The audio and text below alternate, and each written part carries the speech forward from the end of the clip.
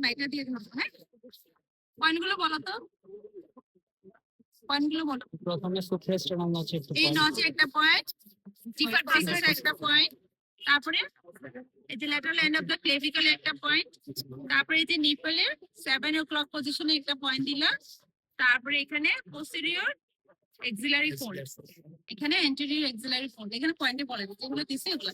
তারপরে এখানে একটা হরিজন্টাল ইনসিশন দিব ফ্রম দা জিফার প্রসেস,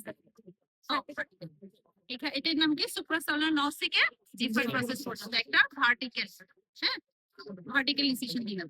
তারপরে এখান থেকে এটা ইনসিশনটা ঠিক নাই, যে লোয়ার এন্ড থেকে 7 o'clock পজিশন পর্যন্ত এখানে একটা, তারপরে এটা এন্ড সার্কেল করে আমরা এক্সটেনশন করবো এন্টেরিয়র এক্সিলারি ফোল্ড পর্যন্ত, এখান থেকে এই যে আপার 1/3 আর যে লোয়ার 2/3 এর জাংশন পর্যন্ত একটা মানে ভার্টিক্যালি ডাউন ডাউন হয়ে তারপরে ল্যাটারাল দিকে হরিজন্টালি এইভাবে কাট করবো, ঠিক আছে বই অনুসারে। তারপরে এখান থেকে lateral end of the clavicle পর্যন্ত একটা অবলিক ইনসিশন দিব, তারপর লোয়ার এন্ড থেকে আবার পোস্টেরিয়র এক্সিলারি ফোল্ড পর্যন্ত কোস্টাল মার্জিন হয়ে এখানে একটা, তারপরে ল্যাটারাল দিকে রিফ্লেক্ট করলাম, শেষ। এটার নাম কি?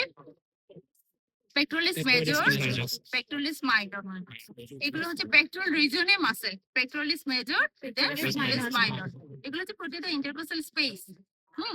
তাহলে উপরে একদম উপরে হচ্ছে এক্সটার্নাল ইন্টারকোস্টাল মাসেল, এটা ডিরেকশনটা কিরকম ডাউনওয়ার্ডস ফরওয়ার্ডস এন্ড মিডিয়ালি দিকে, এর নিচে থাকবে হচ্ছে downwards backwards and laterally internal intercostal muscle, intercostalis সেন্টিমে আরো নিচে থাকবে মিডল টু ফোর্থ এরিয়া জুড়ে, ঠিক আছে।